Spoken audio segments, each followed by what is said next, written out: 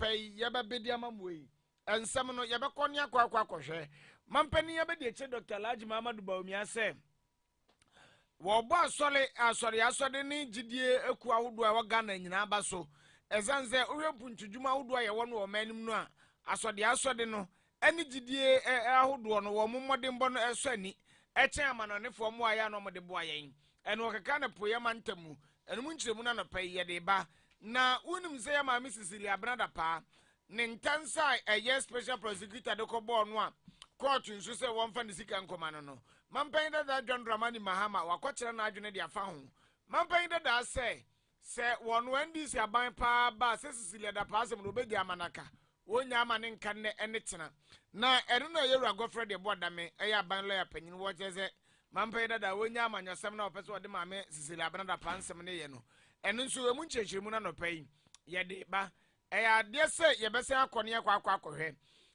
ye maame Cecilia da pa nsem no ano ena yewura Godfrey de bodame ka joma mampan da John Dramani Mahama so fi se asem no etwemu a wogobusa special prosecutor wonu ne wonchiremu anopai wode bebre na busa nsem ni nyina anie na se Peter ten na ne boaboa no pa me din de sirifi de hye ofo na kwame mafo me na me kenkan nsem no na me de amam yen nsem na se dia na ye ko mampanyin da ye omampania be de che Dr. Muhammad Bawumia na kache na me no ka se wo free ne nto Obuasi a wode na ni akiremu atoye mantam enu da woni nananom atena nkonwa asori ene asofo nom wonom o muka bi ewom ekodi ahyemu na mampanyin abedi akire ene wo mo kasa no wo kire se wono ye kremoni mapa oya asode mprenum dakoro sanso na Kristofo mo o mamu emmode a esom mahodo a wo mo o mamu mu bono edutwam na edanso ni nyina ne se wo kire mu aya na Ghana dodo no adwene ye o mo se jama ye pempuntudwuma bi atese ye kwa amanone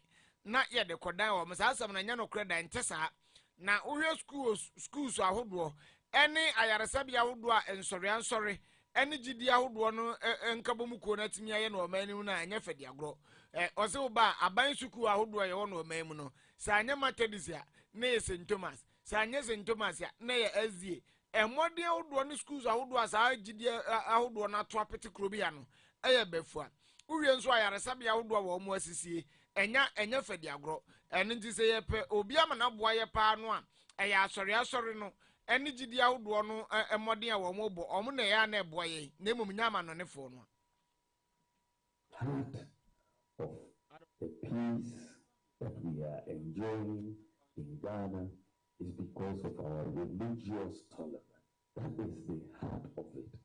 Sometimes we don't appreciate it, but it is the very, very heart of it. Different religions, we get on very well, and you will not even know that we are different religions. You go to Nigeria, it stares you in the face. It's very sharp, and people don't tend to get along for these reasons. So I'm most grateful for this country, and I want to ask you to continue to pray for the peace of this country. As politicians, we will come and go, but Ghana will always be here, doing things that unite us. And that is why one of the things I want to do as president, I believe, is to introduce Abusia mampania be de che Dr. Laji Muhammad Bawumia wabra endada wodna ni kiremu atoye mantamu ena wode nsemi kwatu dwa na yemfiri we na yenkwa apiachi onza apiachi na atorenchem kese bi to wo mafimpim mienu ni aduonu mienu nim na January bosuminim na atorenchem na kwan fa so ba de damanim bedwasere de eno dada aban ne bo moden na dankrama akomako ha ne aduonu na ya wo musi ye no wo mo dane ye de matemamufu anu mo apiachi a wo mo ekro ni dane amanfo na mansuafo na hwefo magudie tuo hu nsem so onumunyamfo eye Samuel Abuginapo woni mampania be de che Dr. Laji Muhammad Bawumia na kabo mu a wo mu kopa adwumadie no ho ntoma na unim ne se atorenchem no na nam dwumakuo bi a wo mu na tufo magudie ede ema kira no mines wo mu adwumadie a wo mu kodie ena nam sa ye so a atorenchem ne timi baaye na enumuo no ena yeru Samuel Abuginapo eno adwumadie na se no de kotu dwa se aban ni se wo mu bo se wo mbetitiri wo mu kuro ni san de ama wo mankrofo bi di amanyasem se nya aban ni ne be ye aban ni ntimi nye ena aban ni kura chadodo ɛne yɛ nyinaa yɛ nne yɛ a yɛdi mu adanseɛ sɛ aban no ɛtumi ahyɛ bɔ na wɔnom ayɔ na wɔwie no wɔkyɛ sɛ ɛnya de aban no bɛgya apɛkyifo agyegye mu sanse yɛsi dan ama ɔmo yɛbɛhwɛ na ɔmo abrabɔ no a na ɔmo bɔ baabi a na aduro a atɔrɔ nkyɛm a ɛte sɛ ɛkɔtoo wɔ ɔmo no yɛbɛsa de ɔmo akɔ hɔ na ɔmo atumi akɔyɛ biribi de ama ɔmo ankasa abrabɔ na yɛwura sɛm wɔ abula gyina pɔ ne nsɛm no ɛni. If anybody thought that governments do not keep their promises, the vice president made a promise to the people of Apieti, and this is a promise made, a promise kept. And if anybody thought that governments cannot deliver, President Akufo-Addo and Vice President Muhammadu Bawumia's government has demonstrated that there is a government here in Ghana which is delivering, which will deliver, and which will forever deliver for the people of Ghana, the people of Pusia-Guni Valley, and the people of Apieti.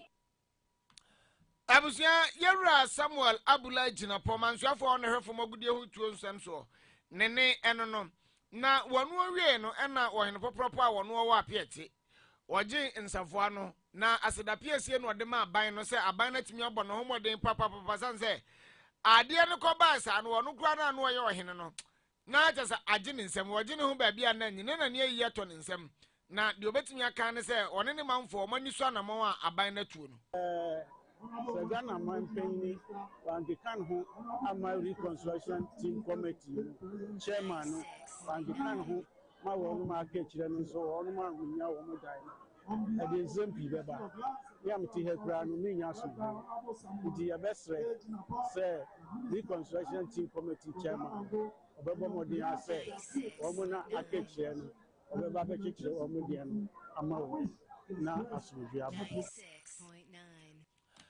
Abusia ɔhene pɔpɔpɔ a wɔno wɔ Apieti ɛnrada wɔabra mpanimfoɔ tu anammɔn na amammerɛ ne amanneɛ kwan so wɔn de ɛdan ahodoɔ a wɔn asidi ama wɔn ho nsafoɔ kɔma a wɔn wɔ no ɛno na ɔde nsɛm yi atu dwa anapa no nsia akankasia ha yɛ time de ɔkoro nsia kyiri pɔnkoro kasa fidie so yɛnkɔ yɛ anim wan na yɛkɔ nsa foforɔ mu deɛ yɛwura gɔfrɛ de boa dame ɛyɛ attorney general aban lɔya panyin no na wakasa wonim yɛ maame sisili abena apa ne nsɛm ahodoɔ ɛbaayɛ na wɔn mu a wɔn ne yɛ adwuma kɔ wia ne sika dosopo ɛne America dollar ɔpepe baako euro ne nso ɛyɛ mpema ha mmiɛnsa ɛna Ghana sika na ɛka ho de twobo ɛno kora de yɛ ntimi amodin sika kɔ yira ma maame ne kɔ dane asɛm ne de ma aposifoɔ sɛ ne sika yira wɔn nhwehwɛ mu a na complainant ni mu akɔ dane accuse Ohwim police station na maame sisi abena apa nsɛm no ɛna special prosecutor yira ɛyɛ kisia jabi so mu ano wɔ kyerɛ sɛ ɛkwanya amanyoni enya sika $1 million ɛne 300,000 euro de gu ni dem ne de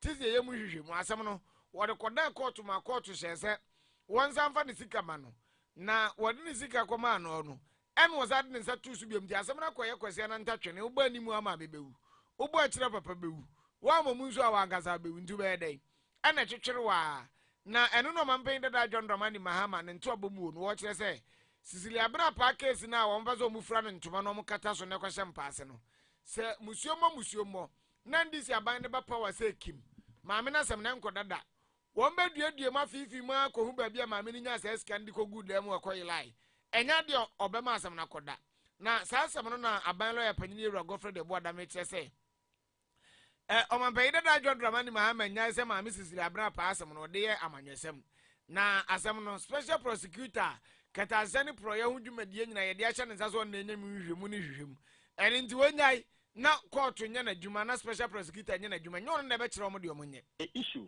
is that Yoko was seized of the matter. The special prosecutor referred the investigations to Yoko. Yoko, being properly seized of the matter, wrote to the special prosecutor making inquiries as to the specific findings, based on which he came to a conclusion that there was a case for money laundering. If Yoko has not obtained an answer from the special prosecutor, what further issue arises? So I think the media ought to be very careful and indeed have to really be conscious of the relevant issues. And that is why I find the manner in which the former president has waded into the issue very much unhelpful to the discourse. And I'm not surprised at all. I think he's just clearly on this very, with all respect to him, very cheap and desperate effort at all. So indeed, if he identifies something, then he wastes into it, or I'll fix it. He said that part matter actually was dealt with by the prosecutor. He investigated it for 7 months.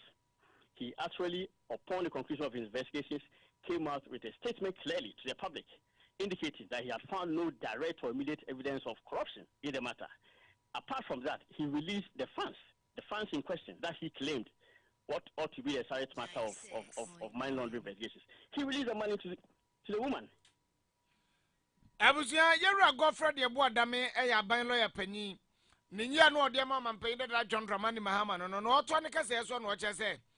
As I'm no say, Chomo name Chemuno, and who ya no. A warrior, he said that being special prosecutor. It's a man painted that John Dramani Mahama, and I didn't know visa some Chema, Uncle Kissed that Bunko Bisa, and said Chomo name Chema. So, as far as I'm concerned, there was a clear report on the investigations by the special prosecutor. And if you look at paragraph 2 of the special prosecutor's press statement, I'll read it again. I'll read it again for the evidence of that. It says, after nearly 7 months of extensive investigations by the OSP and a thorough inquiry by the Federal Bureau of Investigations, FBI, of the United States, no direct and immediate evidence of corruption has been found in the seized funds and frozen bank accounts linked to Ms. Dapa and her associates. So indeed, the question that you're asking me ought to be asked to the special prosecutor. Has he closed the investigations relating to Ms. Dapa?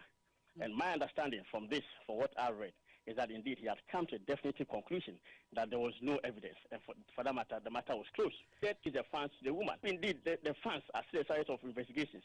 How come they were released? Abusia, a pine lawyer penny, you're a Godfrey, your boy, Dame, Nene, and on the Yagina Sunia, home right back, Cassian Baconin. Ghana for a tasty tom tomato mix you so. Woko choba restauranta. If you swa tasty tom. Me your farm a Jenny near Koyupa. Me you say tasty tom tomato mix. Your cocoa kama. What the year Jania? What's a rich tomato flavor no? None it tasting so dear. On point. Sa me choba. Me fa tasty tom ka krebi yam kwine fro ya. Na ye bebre. Me handwriting so and sisada. Into customers bar. Never. Me a chef. Tasty Tom gives you value for money. I don't compromise on the quality of my food. Ain't me top apano. At once. Use Tasty Tom enriched tomato mix.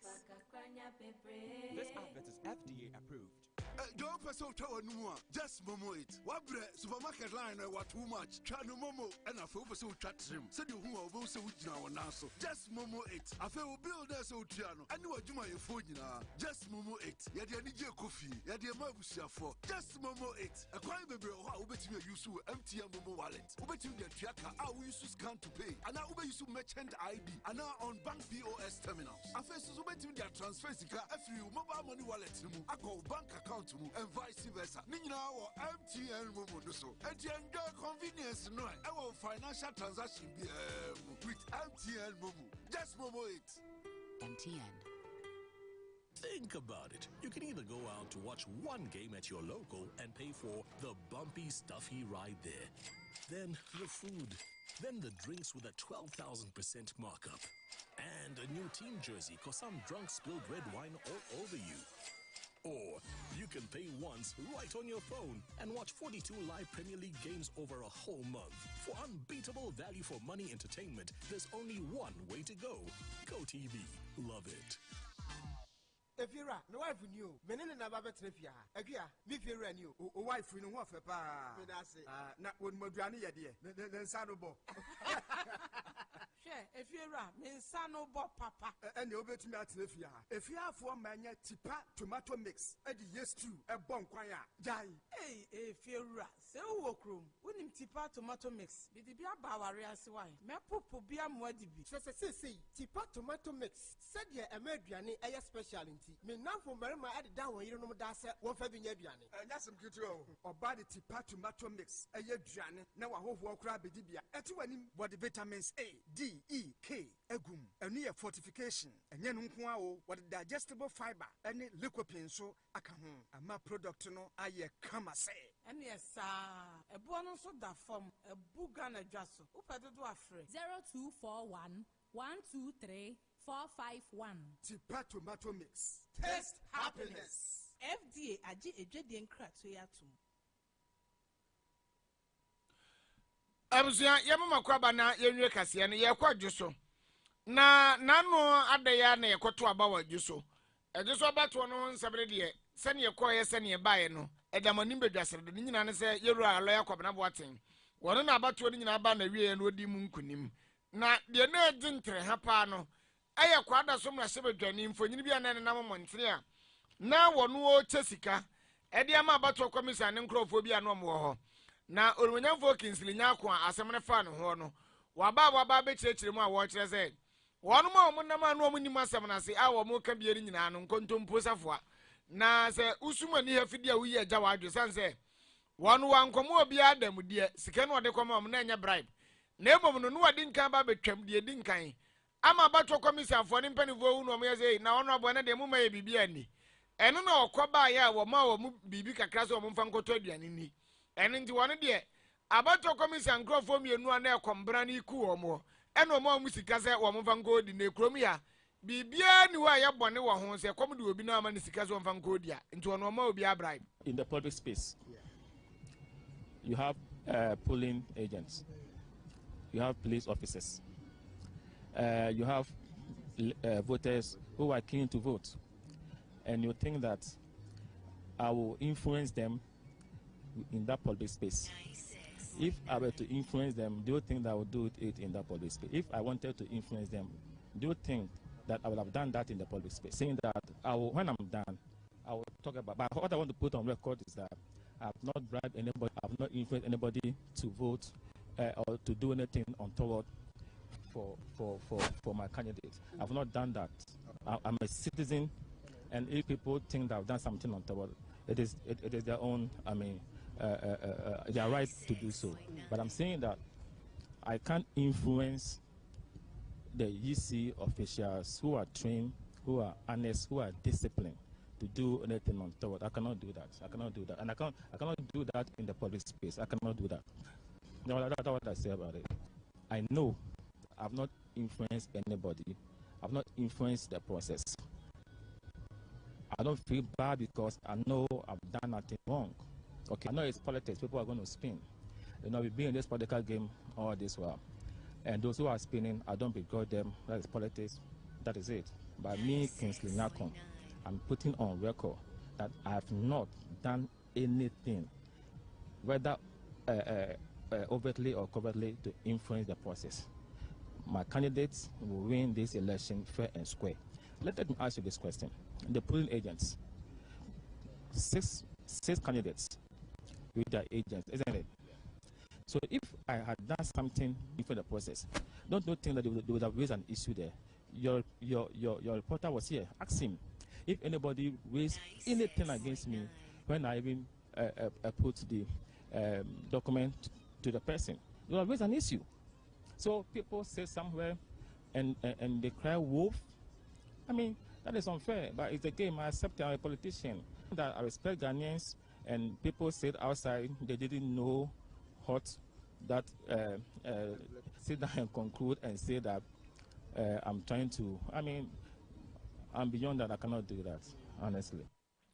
Abusiani ati ye onmanyam for Kingsley Nyako kwada so mra shebetwani a ensemi ba fa ne ho adwo so about tompeso so say wono akoma damudie no ne nkyere mu a wono nso de aba eno no anapa yenyina so ne mfa nsem ni nyina nsi abusuapanyi kwabena hemi ne sema na se Peter ten na boabo no sofo atachi ade ko Facebook anapa yi na medi de srifi di share ofori nana kwame mafo ye dan ho abasisi ye ba na efiada. Yeah, the Friday's edition of Time Morning Show no ebebrem. Dr.